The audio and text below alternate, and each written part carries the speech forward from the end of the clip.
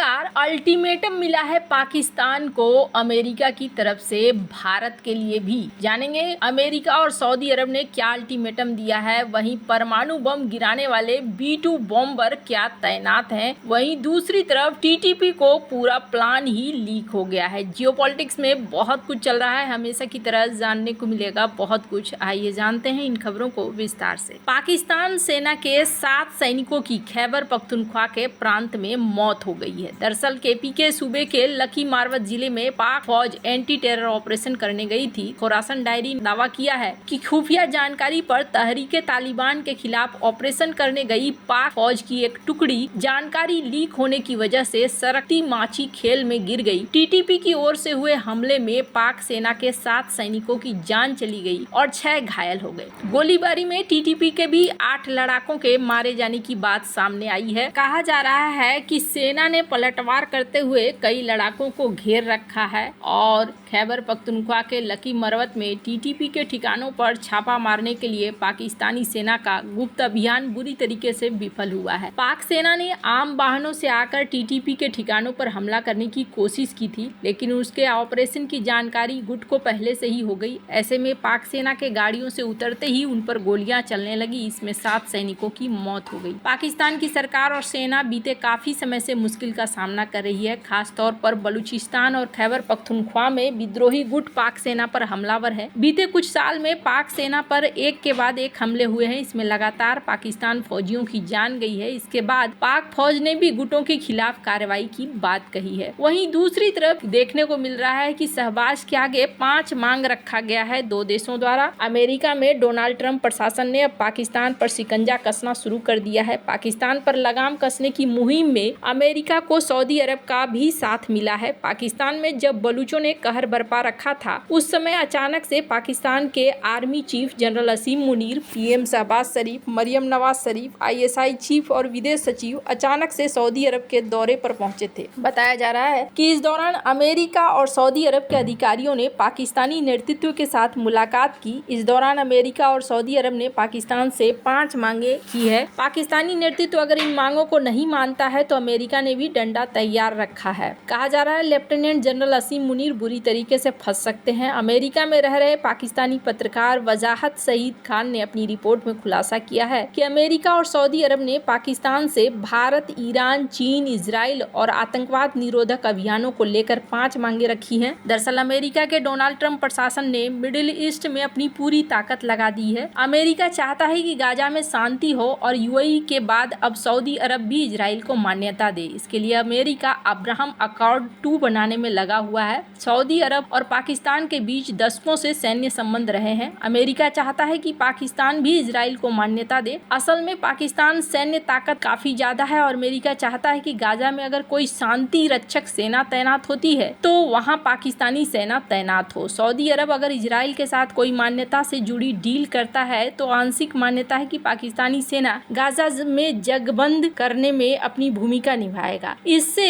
पहले भी पाकिस्तानी सेना यमन में हुथियों के खिलाफ सैन्य अभियान में सऊदी सेना की मदद कर चुकी है। इसका नेतृत्व पाकिस्तान के पूर्व आर्मी चीफ जनरल राहिल शरीफ ने की थी। ईरान के साथ पाकिस्तान की लड़ाई और दोस्ती चलती रहती है। ईरान को लेकर अमेरिका और सऊदी अरब ने पाकिस्तान से कहा है कि समय आ गया है कि अगर कभी ईरान में सत्ता बदलाव के लिए अभियान शुरू किया जाता है तो इस्लामाबाद न्यूट्रल नहीं रहेगा। सऊदी और अमेरिका चाहते हैं कि उनके इस कदम से पाकिस्तान अपना सपोर्ट करे। वहीं चीन को लेकर अमेरिका ने कहा है कि पाकिस्तान ज्यादा करीबी न बढ़ाए। बता दें कि चीन ने हाल ही में पाकिस्तानी राजदूत को जमकर सुनाया है और निजी सेना को लेकर पहली बार पाकिस्तान में तैनाती भी की है कथित तौर पर। अमेरिका और सऊदी अरब ने भारत को लेकर भी पाकिस्तान को जमकर फटकार लगाई है। अमेरिका ने पाकिस्तान से साफ कहा है कि कश्मीर में चल रहे आतंकवाद को तत्काल बंद करो, भारत के साथ रिश्ते सामान्य करो और कश्मीर के मुद्दे को सुलझाओ, साथ ही भारत के आधिपत्य को स्वीकार कर लो। वहीं अमेरिका ने पाकिस्तानी नेतृत्व को धमकी दी है कि अगर पाकिस्तान इन 5 मांगों को नहीं मानता है तो वह सेना प्रमुख जनरल मुनीर के खिलाफ बैन लगा देगा। पाकिस्तान डेमोक्रेसी एक्ट वाशिंगटन में पेश किया गया है। इसमें इमरान खान को रिहा करने के लिए कहा गया है। अगर ऐसा नहीं होता है तो पाकिस्तान के सेना प्रमुख पर यात्रा बैन लग सकता है। इससे पहले जनरल मुशर्रफ भी इस तरह का दबाव अमेरिका डाल चुका है। अमेरिका ने अपनी 5वीं मांग में कहा है कि पाकिस्तान आतंकवाद निरोधक अभियानों में उसकी मदद करे। है अब जहां एक तरफ ये सारा सीन हो रहा है, वहीं ईरान को लेकर भी माना जा रहा है कि अमेरिका की तैयारी है। और अगर आर्टिकल देखें तो ईरान की उल्टी गिनती शुरू हो चुकी है और डोनाल्ड ट्रंप से आखिरी आदेश का इंतजार किया जा रहा है। ईरान के पास अब सिर्फ 2 ही विकल्प बचे हैं, या वो तो अमेरिका की बात माने या फिर एक विनाशक हमले का इंतजार करे। डोनाल्ड ट्रंप के आदेश के बाद अमेरिका की शक्तिशाली परमाणु बम गिराने वाले B-2 bomber British Diego Garcia में जमा होने लगे हैं, जिसका लक्ष्य ईरान पर हमला करना है। ईरान के सुप्रीम लीडर के पास वक्त खत्म होता जा रहा है और डोनाल्ड ट्रंप का अल्टीमेटम भी खत्म होने के कगार पर है। ट्रंप ने इजराइल को ईरान के परमाणु स्थलों पर हमला करने की इजाजत दे दी है। डोनाल्ड ट्रंप ने ईरानी सुप्रीम लीडर को चेतावनी दे रखी है, या तो वो नए परमाणु समझौता पर दस्तखत करें या फिर ईरान पर हमले का इंतजार करें। ट्रंप ने सुप्रीम लीडर को 2 महीने का वक्त दे रखा है। अब सिर्फ 5 हफ्ते बचे हुए हैं। हालांकि एक्सियोस की रिपोर्ट में कहा गया कि ईरान ने ओमान के रास्ते व्हाइट हाउस को कुछ संदेश भिजवाया है, लेकिन उस संदेश में क्या कहा गया है फिलहाल इसकी कोई जानकारी नहीं है।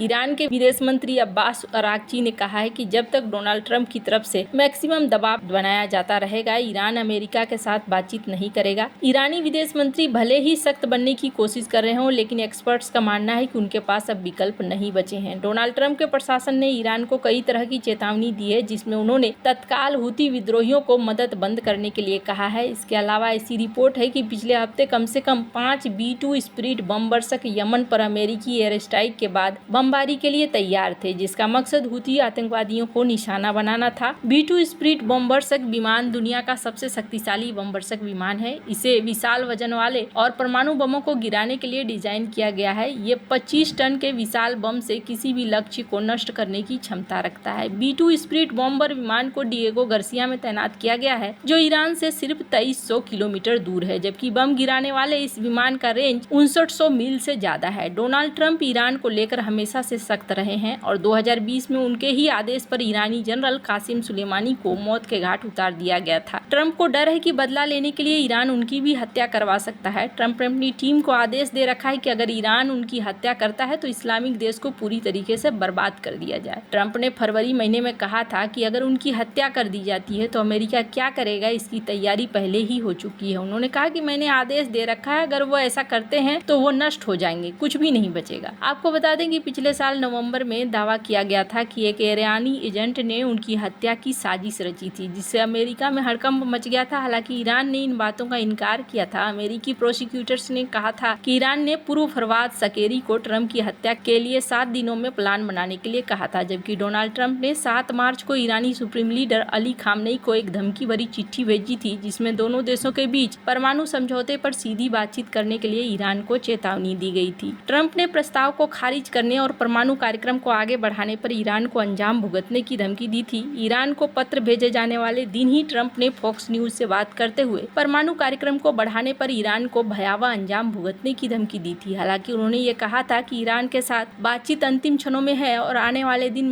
काफी दिलचस्प होने वाले हैं। ट्रंप ने कहा था कि अगर कोई सौदा नहीं होता है तो ईरान को अमेरिका की सैन्य शक्ति का सामना करना पड़ सकता है। यहाँ पर ऐसा लगता है जैसे कि अब अमेरिका पूरी तरीके से अपनी तैयारियों को कर रहा है, ताकि जैसे भी हालात रहें वैसे हालात में अमेरिका को किसी भी तरह का मुश्किल का सामना न करना पड़े। वैसे आपको क्या लगता है इन सब मामले में, आप क्या राय है कमेंट कर जरूर बताएं। जल्द मिलते हैं अगले वीडियो में नई खबर के साथ।